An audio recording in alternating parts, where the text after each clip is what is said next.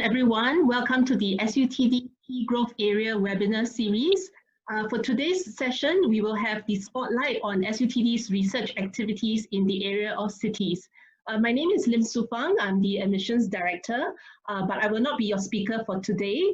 Instead, we have four very distinguished speakers. I think the very first speaker, Prof. Chan, really needs very little introduction. Not only is Prof. Chan the ambassador at large at the Singapore Foreign Ministry, but she also chairs the Lee Kuan Yew Center for Innovative Cities at SUTD. Prof. Chan also concurrently chairs the Institute of Southeast Asian Studies at the Yusof Ishak Institute, and she's also the deputy chair of the Social Science Research Council of NRF, amongst her many other appointments. Besides Prof. Chan, we also have Dr. Harvey Neo today. Harvey is actually a senior fellow at the Lee Kuan Yew Center for Innovative Cities, and he leads the cities cluster research on the future of Asian cities. Next, we will also hear from Professor Thomas Chauffeur. He is the founding program director and the associate head of pillar of architecture and sustainable design, and currently serves as the co-director of the SUTD JTC iCube Center, and director of the university's award-winning Advanced Architecture Laboratory. Since 2015, Prof. Thomas Chauffeur is also a member of the steering committee and the core research team at the Singapore ETH Center Future Cities Laboratory. Last but definitely not the least, we have Prof. B.K. Tunsa. She's the Associate Professor and Associate Head of Pillar at Architecture and Sustainable Design at SUTD as well, and the Capstone Program Director. She also co-founded and is the director of the Inform Design Lab at SUTD, which focuses on data collection, information and knowledge modeling for informed architecture and urban design. Right. So we have, I think you can look forward to hearing from these speakers later. I think some of you may know that SUTD recently celebrated our 10 years anniversary. And in end 2017, we also announced that as part of the university's next phase of growth, SUTD will be investing in three key economic sectors. These are in cities, in aviation, and in healthcare. Supported by our capabilities in artificial intelligence and data science, as well as in human-centered AI and design. Now, these five areas are very closely aligned with Singapore's Smart Nation initiatives. And since that announcement, we have been working very closely with industry as well as institutional partners to develop a full suite of programs, integrated multidisciplinary and interdisciplinary programs in education as well as in research offerings in all these areas. So today we'll be focusing specifically on cities. This cities cluster in SUTD is actually being led by Prof. Chan, but it also brings together the expertise from across the whole of the university, including all our pillars, including humanities, arts and social sciences, as well as the Lee Kuan Yew Center for Innovative Cities. Specifically, we focus on three domains, three key thrusts. That includes the future of Asian cities, data-driven design solution for Asian cities, as well as urban science and design for density. So later you'll hear from the speakers on the exciting work that we do in each of this space, and we will leave some time, hopefully we have around 15 minutes at the end of the sharing session for Q&A. So if I may, I will invite you all to hold your questions until the Q&A segment. By then you can unmute yourself to post the questions or to send it via the chat function, and then we will then address it to the speakers. Okay, so without much ado, I'm going to invite Prof. Chan to give a welcome address and to kick off this session. Prof. Chan, please.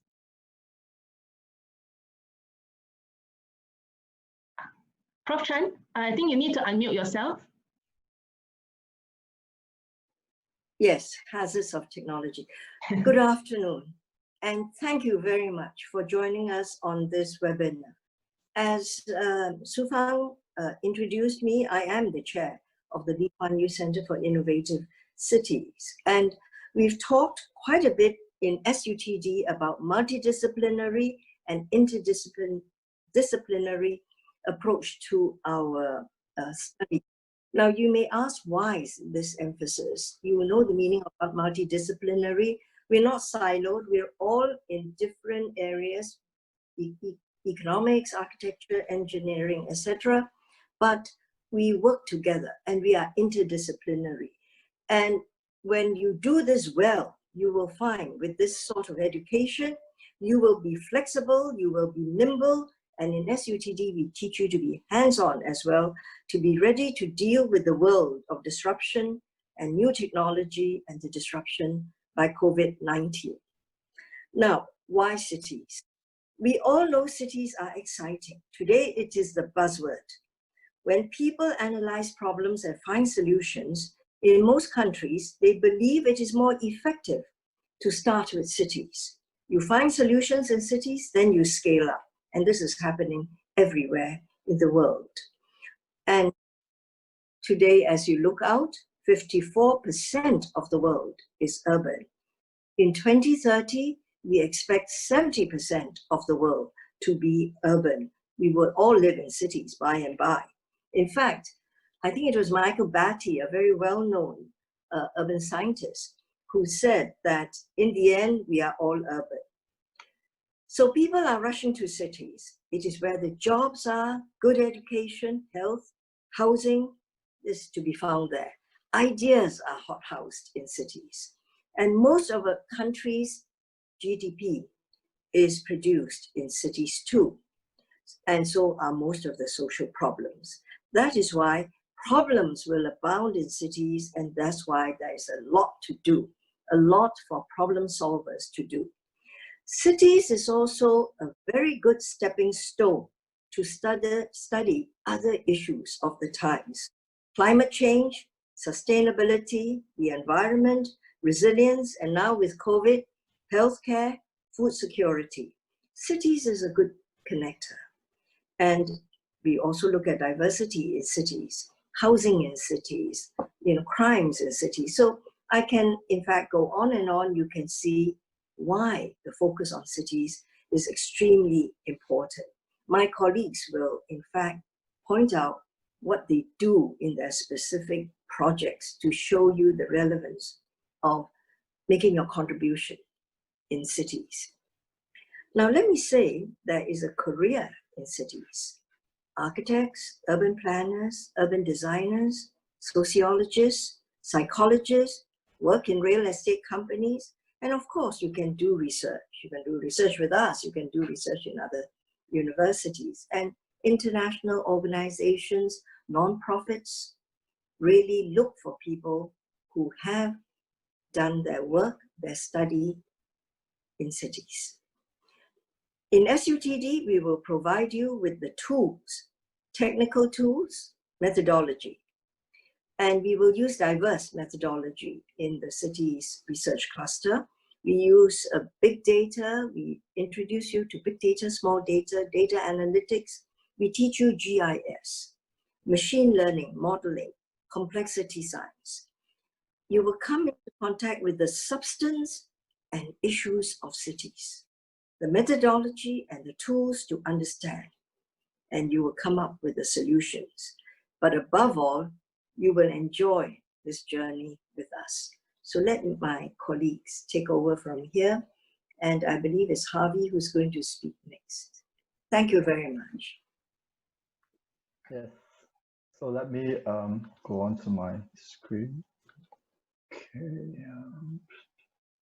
I think it's this one. Share. Okay. So, oh wait. Let me go from there. Okay, so I'm just going to share with you the first thrust of the city sector research. And this is on the future of Asian cities. And specifically, we are interested in the concept of citizen urban science, both in terms of the policy surrounding it, as well as the actual practice. So I'm sure everyone knows what urban technologies are. So there are some examples here. Oh, why am I clicking that? All right, sorry. So there are some examples here. This is the, I think nowadays everyone is tried this at least a couple of times, if not more. So safe entry, this is one form of urban technology.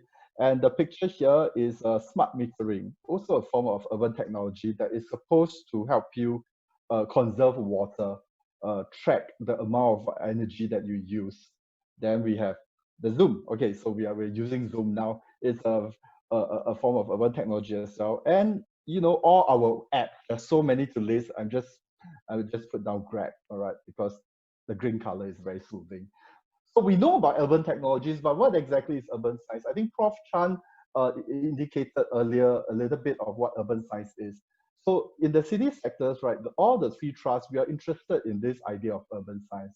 So what is urban science? It is a interdisciplinary approach that practice and promotes a scientific and computational exploration of city systems and the processes of urbanization.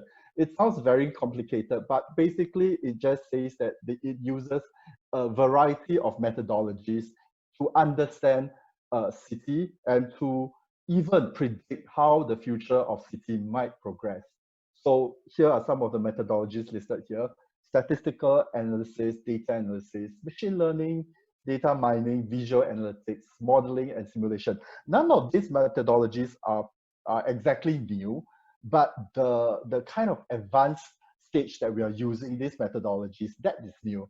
So that propels the rise of urban science, right? So urban science, urban technologies, these are two important concepts, but Trust One is centered at the Lee Kuan Yew Center of Innovative Cities, and we are mostly social scientists. So we are also very interested in the people dimension, specifically how do people react or relate to this rise in urban science and the use of urban technologies. So I'm going to give you a flavor of the research that we do under Trust One. Okay, now you refuse to go. Okay.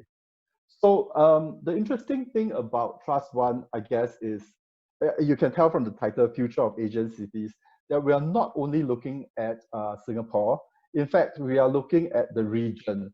So there are a few overseas field sites that we do, that is in Jakarta, Manila, Phnom Penh in Cambodia, and Ho Chi Minh City in Vietnam.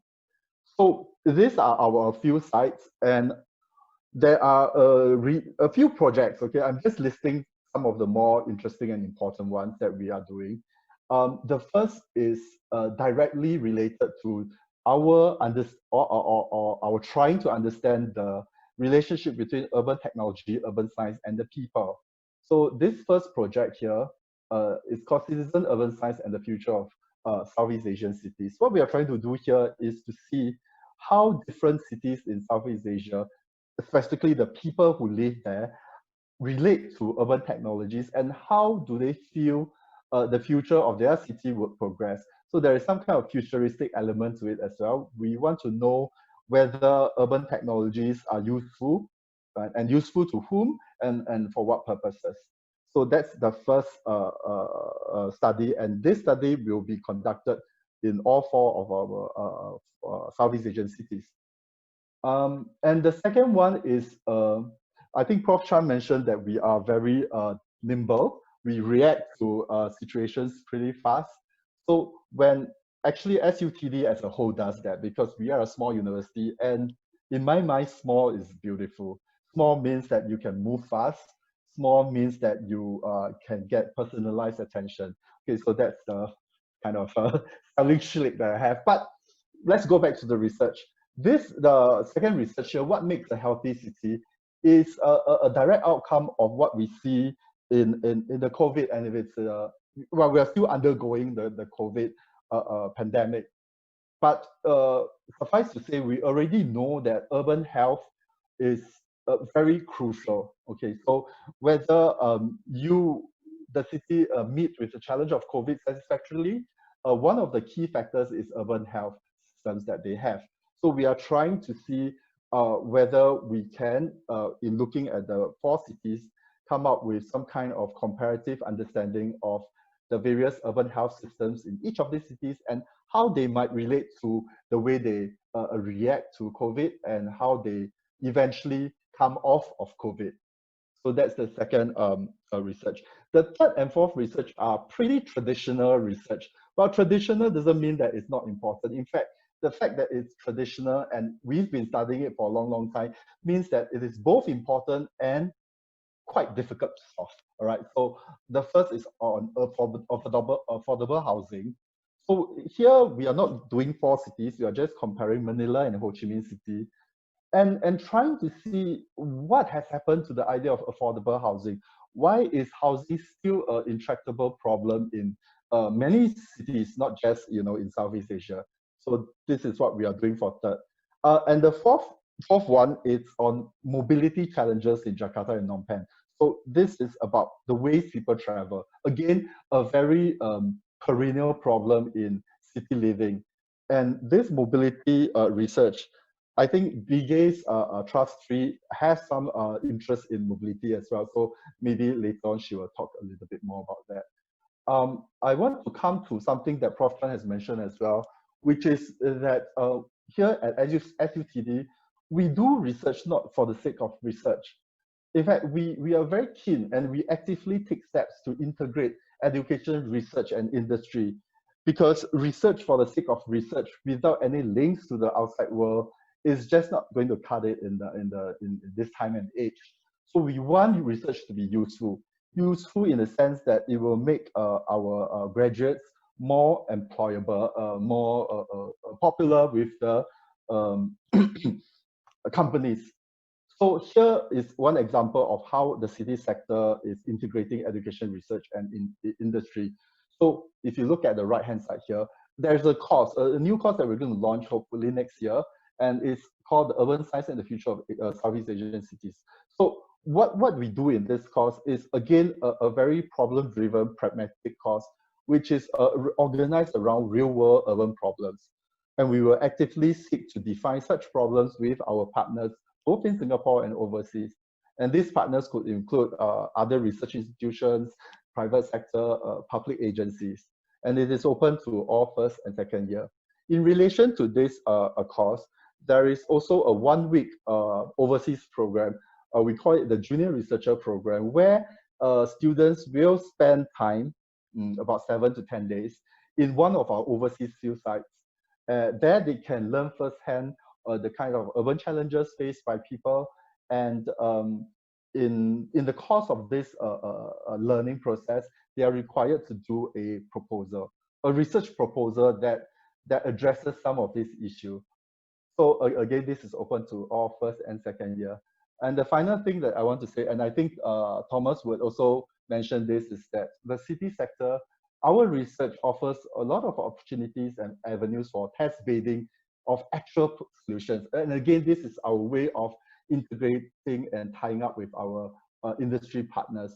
So I think I will end off here, and Thomas will carry on with the seminar.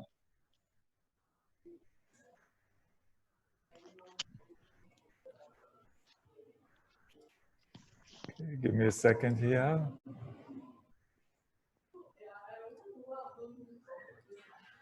Can you see my screen?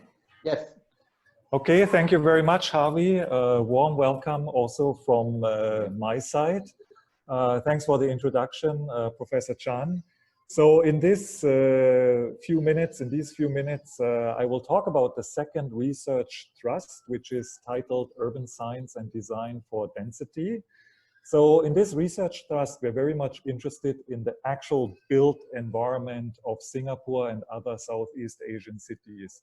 So with that, I mean aspects of urban planning, urban design, architecture, so many things that have to do with the actual physical manifestation of the city. And of course, what you see here in the image and also in the background of me, I think is a very good example of where cities nowadays are going. You see an integration of landscape architecture, public space, common space in a building like the interlace.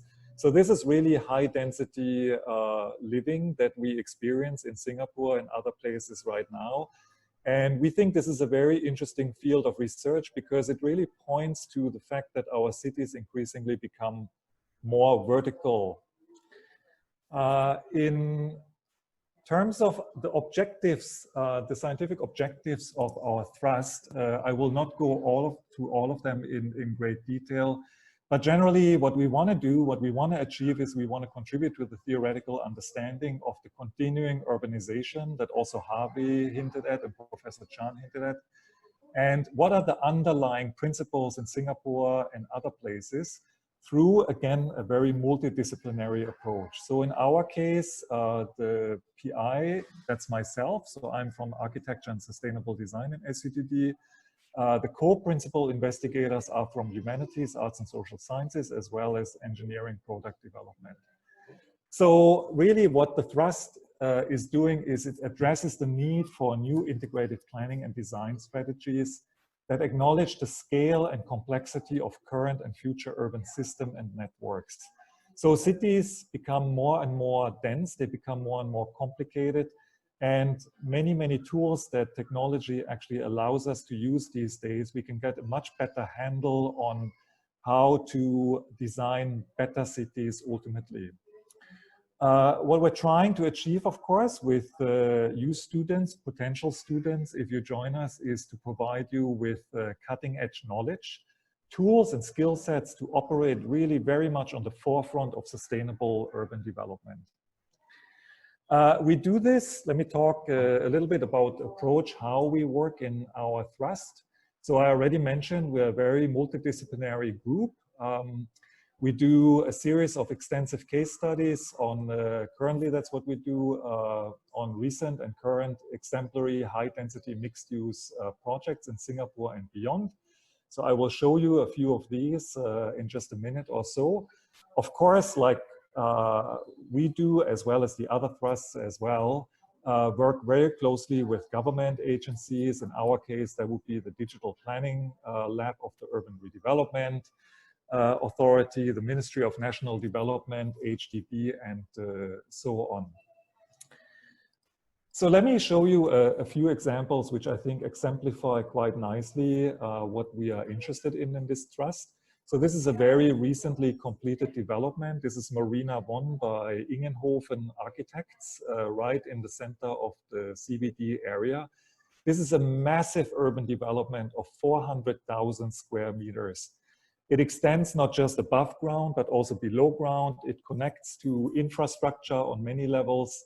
And if you look at the section of a building like this, or look at the interior or the atrium space in this image first, you see we're not on the ground level, but we are somehow elevated in the building already, yet we are able to experience a very lush tropical park, programs that typically in a traditional city would only be found on the ground level. And that becomes even more explicit when you look at the section of a building like this. So really what we're looking at here is very much a vertical city.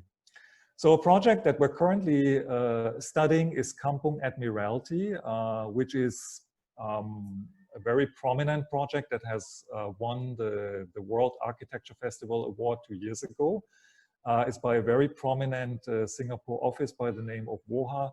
So again, very much what you see here, even though this building is not as high as the previous one that I showed you, is very much the idea of a vertically integrated neighborhood, in the end a vertical city. So you see a beautiful park on the top of the building.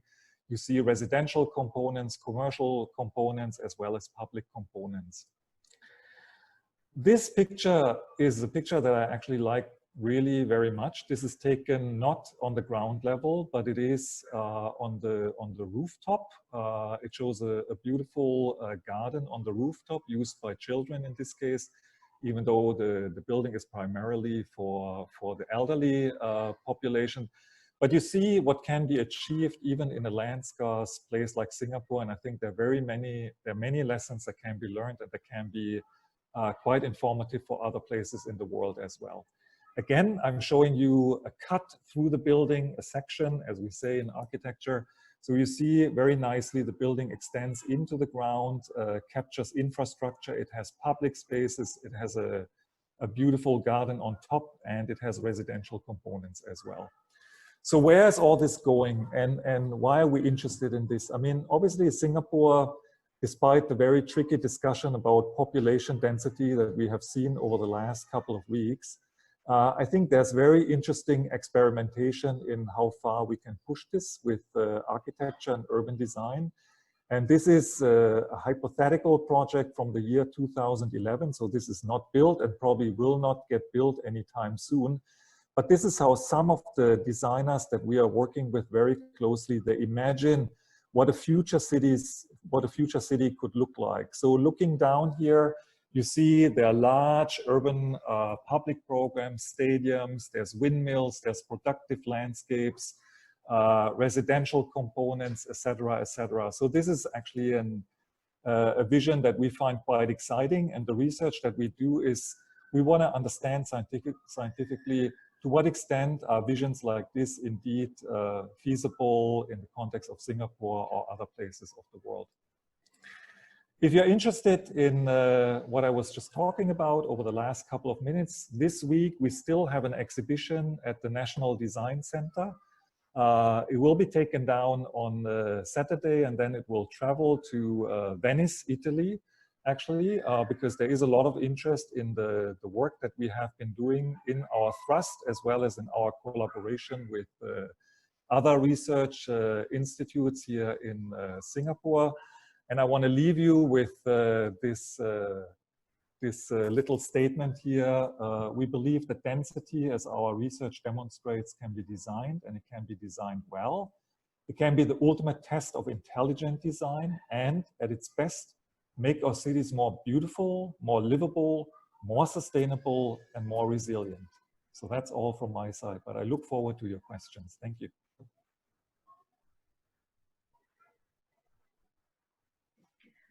Thank you, Thomas. Maybe we can now invite Biggie to share her research work.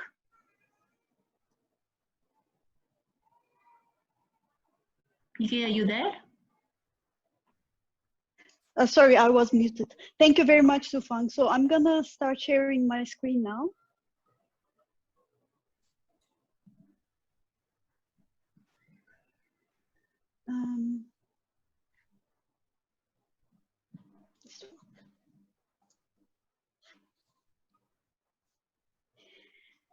Very happy to be here. Also, I'm quite happy to be the last one to speak because a lot of things have been said, so I don't need to repeat a lot of stuff related to the cities area and the research that we do as a, you know, the whole framework of the cities research that we do here, which of course our thrust 3, which is data-driven design solutions, also shares almost all of the methods which were described before. So we know that cities are the drivers of all kinds of growth in our society, in terms of economic growth, in terms of any kind of cultural inventions or any development that happens results from human interactions in cities. And in order to enable and facilitate these human interactions, we need to facilitate a good network for mobility. This includes pedestrian mobility. It includes a wide variety of public spaces in the cities. And of course, this results in a density, Thomas already spoke about it, in horizontal, in vertical spaces. And we need to design this density in cities to have this, to facilitate, to enhance the human interactions in the cities. Singapore, of course, has a very good, is a very good example, is an interesting case. Singapore already has a livable and lovable density, and we can actually learn from this. We can enhance it, and through the research that we do in Singapore, also because we have access to many different and rich data sets here, we can actually develop all the platforms and tools here and then apply these in other parts of the world.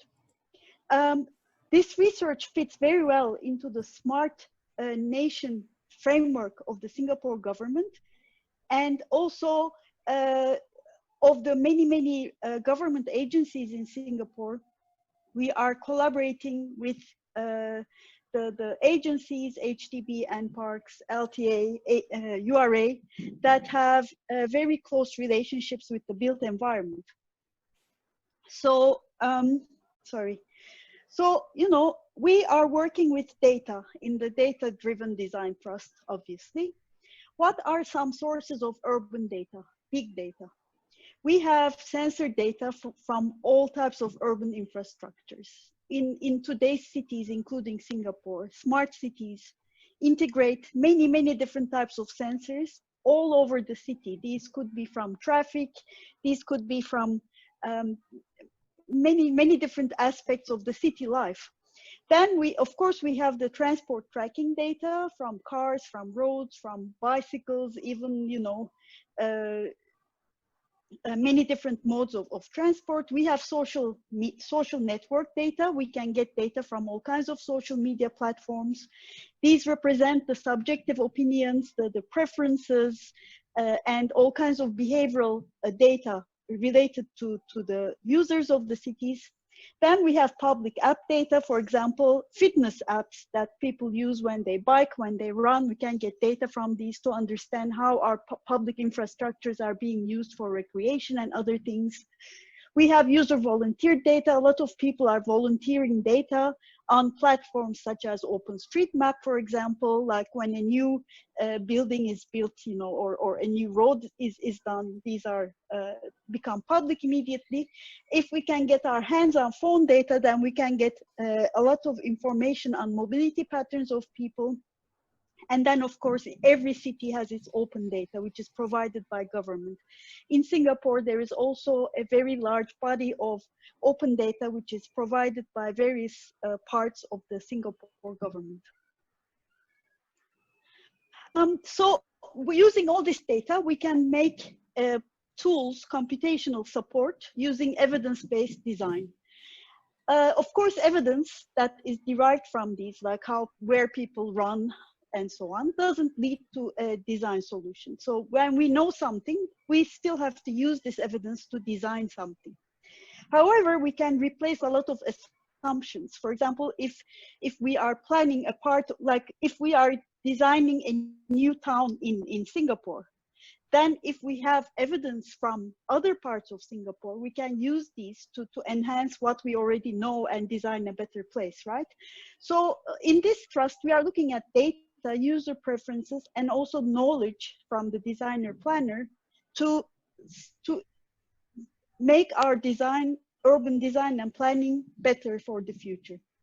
In order to do this, we use multi-source, multi-scale, multi-time data, big, small, quantitative and qualitative data. And the goal in a very multidisciplinary group of investigators as well as researchers, just like the previous trusts, we use this multidisciplinary platform of SUTD to come up with very varied design and design support tools. So in this trust, we are looking at, we are developing a modular data platform for urban analytics. In order to be able to do all of these things, bring together all the data and develop evidence for designers, you of course need to have the underlying data and computational infrastructure, which uses technologies for data collection, organization, analysis, integration analysis, visualization, as well as all the machine learning that is behind it to derive evidence for the designers. So with all the co-PIs of this project, we are looking at public spaces, transportation, and also using complexity theory to look at city growth. So these are, as you can see, on very different scales in the city, but these are all about deriving insights for designers and planners using computation, using this computational platform. So the platform itself is built on data. Any kind of data can be plugged into it. And then there's a layer with which we can actually together integrate the different kind of data sets according to different questions and then build upon it to make different tools. So I'm gonna show you some examples which have been done very quickly in like 2-3 minutes to give a bit of to take this from this abstract level of what this is, to give you some examples of how these can actually be used in real life for real life design support. So this is previous work. This project was done in my lab, Informed Design Lab, where our aim was to look at, this project was mainly with HDB, and our goal was to develop a design support platform to adaptively redesign public spaces. So the testbed site was a neighborhood in Jurong East. So we mapped all the spaces which are of interest and put these into our database. Then we installed a number of sensors on site, which collected data about people's movements, as well as the physical properties, like how hot is it, how humid is it, how is the thermal comfort, how is the shading in these different places. And then we also developed an app where people could tell us what they think about these places. So do they like it? So we know how long they stay there, right? Because this is measured. But then they tell us what they think, what they do there. Do they go there with their friends and with their families? Are they alone? We got data from Singtel to see where people are coming from all of the island into this space. Where are they going? How much time are they spending? Is it the residents? Is it other people? Then we also did a survey with the residents, but also a series of workshops, because with all this data that is collected without any kind of interaction with the users, yes, you gather a lot of insights, but when you talk to the people, you also understand the background and why they make the choices that they make. And then we integrated, so we also got data from social media, and we made using a lot of machine learning. We did a lot of analysis to see how happy people are in different places. And then we integrated all of this data, and we built an information model which looks at time, frame, places, and people. And then we can analyze it according to how people use spaces, what they do, their opinion, and also the physical characteristics of the spaces. This resulted in a web-based platform called Informed Design Platform, which is still in use by the collaborating agencies. And with this, we bring together all of these different things, and we can actually deep dive into how people feel and use these different places, and also get suggestions about how to improve them in different parts of Singapore. So this gives you an idea of what this means. This can be, of course, developed for many different purposes, for transportation, for other kinds of quality of life / quality of place applications. And using this very flexible computational platform that we are developing, building applications like this on top of a data that grows over time as more and more people put their data into this platform, will become quite fruitful in SUTD. And in this project, we have worked with many undergraduate students of SUTD. They have come and helped with many different parts of this big project from actually all 4 pillars. And we are looking very much forward to working with you on similar applications. So thank you.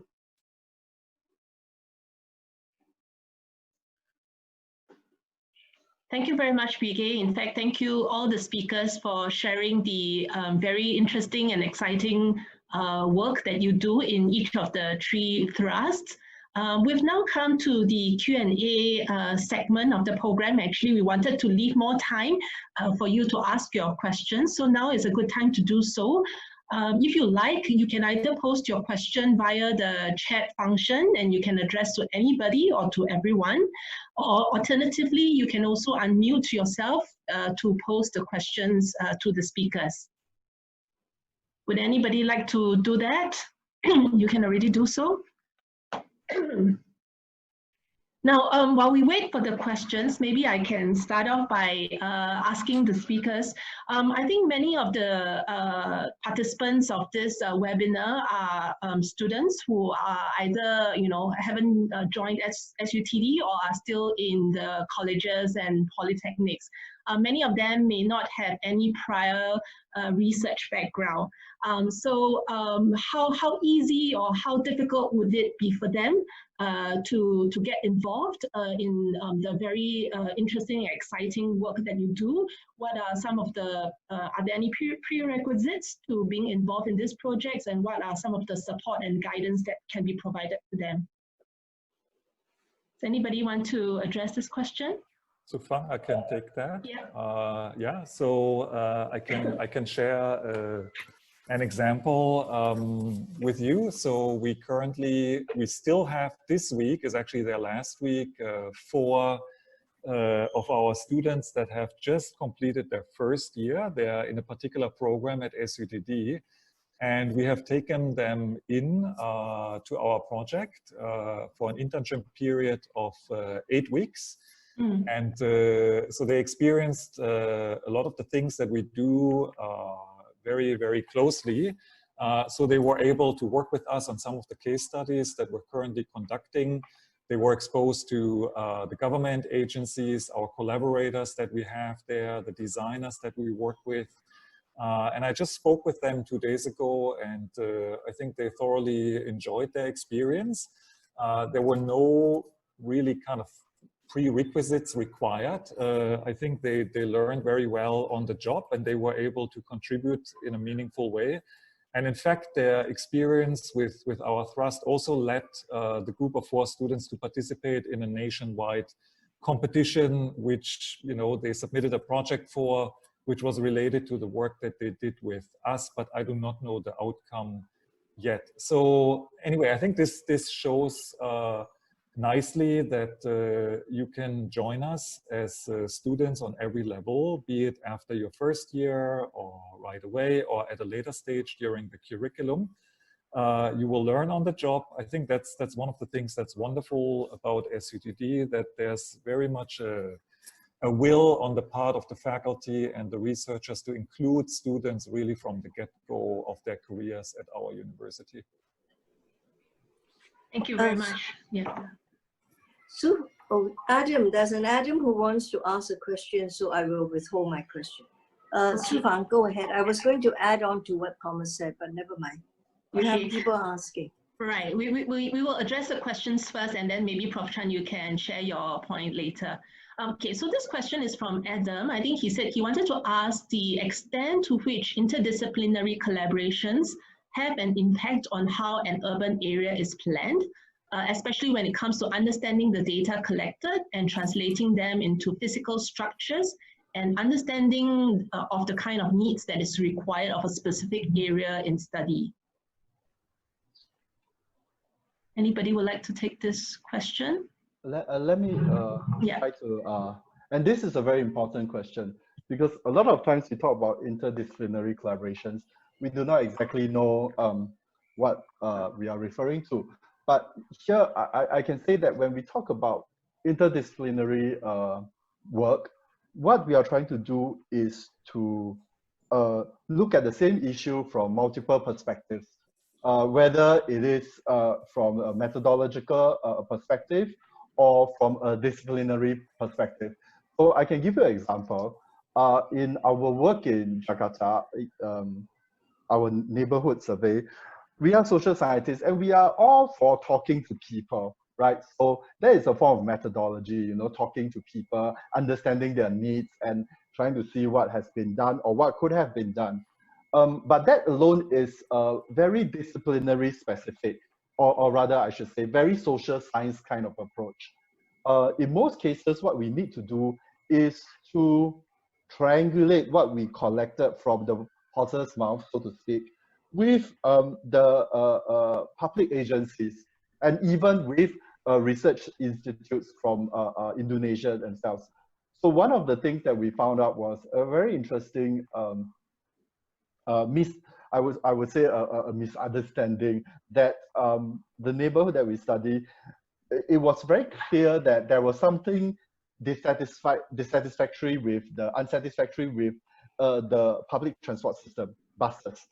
So, but when this was reflected to the research center that's collaborating with us and also to the government agencies, they were really surprised because they thought that that was their crowning glory, you know, that area must be the best served by public transport. So there is a mismatch. And when we do interdisciplinary collaborations, and I think Bigay's team tried to do something about tracking the routes of the people in that neighborhood. So we can approach the exact question, or rather the exact answer. You know, maybe it's not about the public transport system itself. Maybe it's where these people are traveling to mostly from their home. So without a gathering of sufficiently big data and the kind of mapping that we do in other disciplines, not so much in social sciences, but we do that too, we wouldn't have really solved this particular question, puzzle, if you like. So this is where interdisciplinary collaborations come in very usefully and to address real-world problems. Thank you very much, Harvey. There's a question by Isaac. This is open to everyone. Recognizing the progress of data analytics and data science, many cities have begun developing dashboards to analyze various aspects and systems within cities. I would like to understand how Singapore is progressing in this aspect in developing dashboards for predictive analytics and the common challenges faced in developing these dashboards. Would this come? Should I say something about this? Yeah, sure. So Singapore has been very active in the last 20 years and maybe more in developing digital twins and other things and other technological developments. So Singapore is quite advanced as compared to other cities in the world. I mean, maybe, you know, quite among the top in the world, that this digital twin model is actually quite advanced in Singapore. So what does this mean? This means that you have a digital version of your city in terms of the physical built structure, but then all the data that is collected about different things, the transport, I mean, I talked about the various data sets, right? And then you can use these data sets to make simulations and to make predictive models, which we do in SUTD in our thrust as well. And then these digital twins, when they have these data sets which are loaded into it, you can actually predict different things. The trick here is, of course, to make sure that your data is good quality, that the resolution is good enough, and that you have data sets to represent all the different scales of the needs of the planning in place.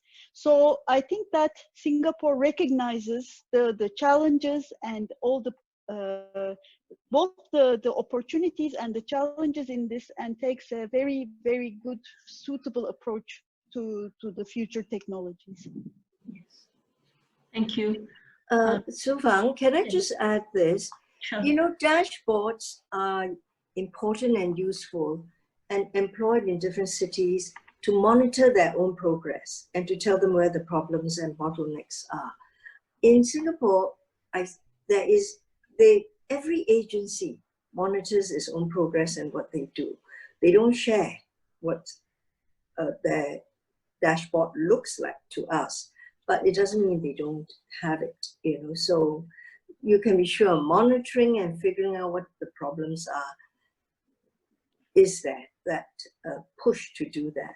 So, you know, I've seen dashboards and dashboards. So yes, this is something you brought it up rightly. Cities do use this, and different cities have many dashboards, you know, and it's a way of finding out how well you are doing. Can I just add to that also, Su Fang? There's just to give an example for how much, you know, investment is in this area currently in Singapore. There's actually a current grant call that is called the City Scan, where the description of the call is such that the city is compared to a patient in a hospital, right? Where you connect a person to all sorts of monitoring devices. Yes. And the idea is really, you know, this kind of smart cities idea that you can collect data in real time. So you can monitor many aspects of the city in real time. And of course, you can also monitor then irregularities in, you know, the, so to speak, metaphorically, the body of the city, right? City, yes. So I think it's very advanced, as Bige pointed out, but there's a lot of push for getting even more sophisticated tools that can measure many more things in cities, in Singapore and other places as well. Thank you very much. Yeah, we have a question from Ryan. He's asking a slightly different aspect. Besides looking into building taller buildings with integrated recreational facilities and public spaces, is any research being done on underground cities, and what might be the advantages and disadvantages of that? Would that fall under the future of Asian cities? Harvey, do you want to take that? I think that falls more under me. Yes, I think I was just also about to say, Thomas, Thomas. actually. Sorry, Yeah. Harvey. Yes. If you want to address this, fine with No, me. I was just about to say that I think Thomas. Thomas, go ahead. Yeah. I mean, I just spoke about government grant calls as an indicator, right, for where the interest lies of a place like Singapore.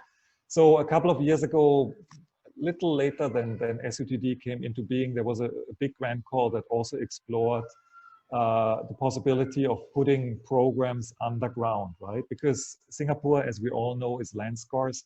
So any strategy that allows for putting more things on the same area in the city is up for gain. So there are some interesting results from this, including working underground. So they're quite surprising studies. For example, one where they found that physiologically speaking, it really doesn't seem to make a big difference to people if they're above or underground, which is something intuitively as an architect I would have rejected. But the research results show this. So nevertheless, I still, you know, am of the opinion that yes, certain things can be put underground, storage, infrastructure, and so on. I mean, there are many possibilities, and a lot of them are already implemented in Singapore. But I would hope, as an architect and humanist, that we can keep as many programs above ground. And of course, the research that we do in our trust is all about how we can achieve this without compromising aspects of sustainability and livability. But also, as we have learned in a way the hard way in many places, not so much Singapore, but in other places, that a kind of a density can also have very bad outcomes in the case of a pandemic, but not so much in Singapore, right? Because I think the density models that are pursued here, they actually allow for ventilation of urban space, ventilation of units and so on. So that's very much what we explore in our thrust. But yes, of course, underground is an option that is very seriously looked into, and there's a lot of research still being done in the context of Singapore. Thank you, Thomas. So this question from Rohit is about the closing down of malls. They call it the death of the malls. Primarily, I think retail spaces are closing down because of e-commerce. How can mixed development help to solve this, especially after the COVID experience? Does anybody want to comment on this? I'll take a stab at it first, but invite my architectural colleagues and Harvey, who's the geographer, to come in. That's a very important question. It's Rohit, is it, who posted? Rohit, yes, that's right. Yes. In fact, a lot of the real estate people, a lot of urban planners are thinking about it. E-commerce, as you pointed out, was already starting this trend where malls are, shops are different things now. You know, they are like showcases. I know a lot of women who go online shopping, but they walk into the shop in the mall to try out for sizes. Hey, I'm a size 2 and not a size 4, or I'm a size 4 and not a size 2. And actually this thing doesn't look good on me. Then they don't order it. So I think retailers have to think of the mall fronts, the shops, as a different for a different purpose. But you are right, with COVID, and people are talking of, you know, going online for everything. There's this talk out there about, you know, all cities are going to be blended cities, digital city and the physical city. And does that mean the death of the malls? And if offices are clearing out and people want to work at home, you don't need so much office space. If you don't need so much office space, all the shops around the office central business district are not going to thrive very well. And so the city function is going to shift to the polycenters, the suburban areas, the cities. So it raises a lot of questions. And so you have to repurpose malls. But I myself, listening to all these discussions, believe we are really talking of two different kinds of cities. There is the cities which are in developing areas, where in developing countries, they behave very differently from cities of developed industrialized countries.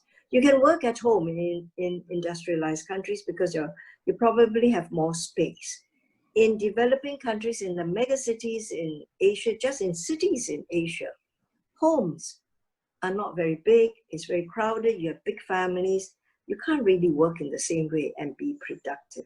So I think it depends on this, where the city is located, you know, but certainly we have to relook at some things post-COVID, you know, particularly in physical planning and real estate. Over to my colleagues. Anyone wants to add on? Okay, if not, I'm also mindful of the time. I think we have about 5 minutes left, and there are 3 questions. I will let's try to answer this last 3 if we can, and then we will then close the session. So there's a question from Mani about rapid urbanization, and with the current situation, how would this affect, I think, urban master planning, and whether this is a scenario that is being looked at in SUTD. Does anybody want to address that? Sure, I can take that, but Sufang, I just have to apologize to everyone. I have to leave at 5:30 for sure, yeah. meeting. But yeah, I'll be happy to say something about this. So I think Singapore is a great place to study this, because again, it is a land scarce situation that we're in. And architects, urban planners, you know, policymakers have been incredibly innovative to find ways to densify the city further, and at the same time, as I said previously, not to compromise sustainability and livability aspects. So this is why actually a lot of places look at Singapore as a kind of a model for their own urban development. And that is, of course, why at SUTD there is a thrust that looks at questions of density, urban density, with scientific and design methods. So the answer is a emphatic yes, we do that. That is really at the core of what my thrust, but of course generally cities, I would say, is interested in, to essentially come up with urban solutions that work for this kind of rapid urbanization in Southeast Asia as well as other places of the world. Chauffeur, does anyone else want to speak? Because I wanted to join on to what Thomas said. This is Heng Chi. Hi. Hi. Yeah, I'll just go ahead. You know, rapid urbanization, do we prepare for the population, and how does that feed into the master plan? Theoretically, and in fact, in planning in Singapore, it does, because we have the master plan, we have the overall plan, and then the regular, every 5 or 10 years, we come up with modifications. But there was a time when the arrival of new people took us all by surprise in the last decade, and created between 2000 and 2010. And so it created a lot of unhappiness, and there weren't enough buses, there weren't enough hawker facilities. And so people expressed their anger in the inability of the planners to cope with the numbers. I think it did happen, it took us all by surprise how suddenly. the numbers just grew. Now, that is why planners play around with numbers, and the number that shall not be named, because everybody gets hysterical when you mention a certain population figure. So I won't use that figure. But planners play around with population sizes and say, you know, now, if you have this figure, what happens in your planning? If you have a smaller figure, what happens? And so these are planning parameters. Nobody is saying that you are going to have that figure, but has become so sensitive, I'm not even going to mention the figure. But the question is right in saying, you know, how do we plan? How do we make sure that our planning does take into considerations there are certain big bumps in population? And I think we learned the lesson of the, you know, the decade, that particular decade. Thank you, Prof. Chan. I know, Thomas, you need to go. So we'll say bye to you first. Thank you. Thanks for having me. Thank you. Thank you, Thanks. Thomas. Thanks. Okay, so let's, I think we'll just try to address the remaining questions, and then before we close the session, there's one more question from Rohit. He's asking about advanced research into cities has brought into picture advanced citizen surveillance systems, and how are the concerns of citizens when they are informed of them being monitored. You know, so how has SUTD been, or Singapore in general, been convincing the citizens to be more collaborative? I think with the amount of data that we are working with, how do we get around that, get around the concerns of citizens on privacy?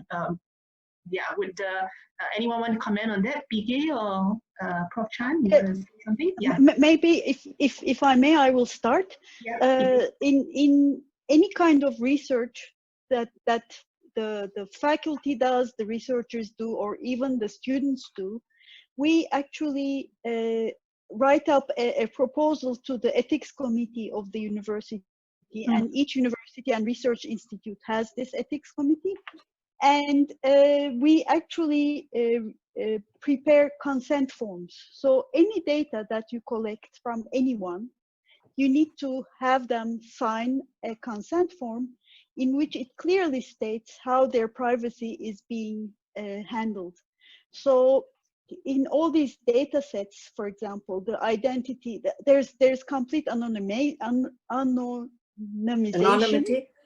Yeah, so we anonymize the data. We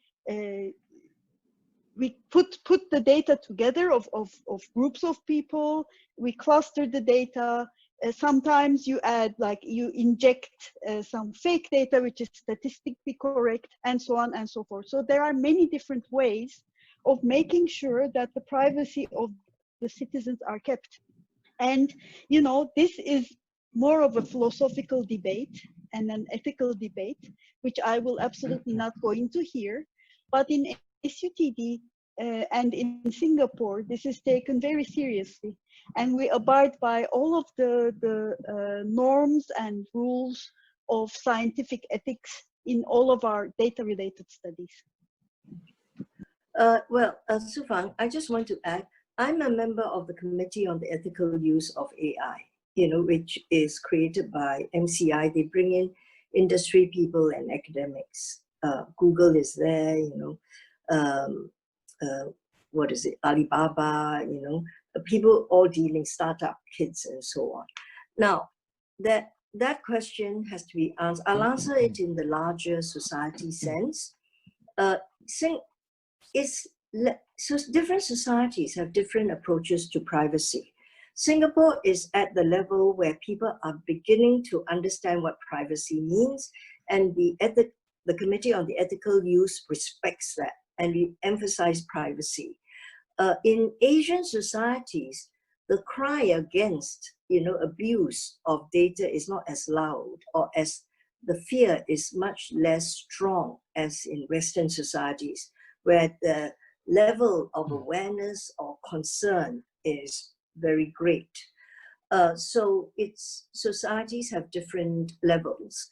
Also is trust in society. Some societies trust authorities more or do not question as much. Some societies question a lot. And so you get a very different reaction. So surveillance technology is used. It's used in Western societies. It's used in Asia. Let's not pretend it's not used in Western societies. And in fact, I found in the course of my research that a lot of this face recognition and all the surveillance technologies has been sold not just by China, which is the accusation elsewhere. It is sold by the United States, sold by Israel, sold by Japan, sold by Korea, sold by Japan. You know, really, it's and some of the Western countries to other countries and regimes. So everybody is playing around with surveillance technology. Whether your society is very concerned about it depends on the society. And Singapore is now somewhat westernized. I think we are concerned about privacy and protection of privacy. But the Trace Together app, a lot of people were not very happy or comfortable with Trace Together. You can see that, you know. And in the West, they really don't want that at home, some of them. Very much, Prof. Chan. I think we will take the last question in view of the time. This question from Ivan, I think he's asking about research done on the relationship of race in cities, I think particularly in Singapore's context, because we have racial quotas in HDB flats and we have spaces set aside for different races. So when we talk about density, do we factor that, density for different races? Do we factor that in the planning? I'm not sure Thomas does that. At the Lee Kuan Yew Center for Innovative Cities, we've done a book on Singapore's multiculturalism, evolving diversity. Dr. Sharon Siddiqui and I co-authored the book, and we have Erna Nolina Masron was as our research assistant. She was mentioned, and there was another colleague, you know. So, but we do study how diversity is used in the planning of Singapore, or considerations were given. We did not take a specific block or a specific housing estate to work it out on the ground. No, I don't think we've done that kind of research. Now, I know there's a project, a big project on HDB neighborliness and building community, and it's done by architecture. It's multi-disciplinary. We won it in a competitive grant, you know, and our colleagues in architecture, in systems and design, and Haas, they all come together, and they're trying to understand the concept of community and how diversity also plays in that. So yes, SUTD does do this sort of work. Thank you, Prof. Chan. I think that's all the time that we have for today's event. I hope that through this short 1-hour session, you've managed to gain some insights into the kind of interdisciplinary research that we do in the 3 areas, 3 thrusts that we have shared in this space. And for students who are joining us, I hope you do look forward to being involved in such research activities once you commence your journey with us. And for other students who have yet to really look at SUTD closely, I hope this also gives you some insights into the work that we do in this space. Prof. Chan, would you like to add any closing remarks for this session? I just have one comment which I was going to bring in earlier. Okay. Now, for the students who have not yet decided to enter university or come to SUTD, or you are about to start your education in SUTD, the purpose of our highlighting cities to you, a certain area of research, is not to sort of frighten you away, but to tell you, you know, even if you don't have that background and you come in and study, it can lead you to do these very exciting things. If you just say, I want to do engineering, product and design, fine, but how do you fit in? Well, you can certainly fit into cities. And you will discover in your time in SUTD how, in your particular expertise, you will in fact work with others and contribute to making a city work better. You know, and don't be concerned. As Thomas said, you know, we bring the students in, they work very well, but we want to open up, you know, to show you the wider horizons. that this is what your degree can lead you to imagine and work at. So that's all I want to add. Thank you very much, Prof. Chan. Thank you. Thank you everyone for your time. Thanks for joining us this afternoon. We'll end the session today. Bye-bye. Bye. Bye. Thank you. Bye-bye. Bye. Thank you. Bye.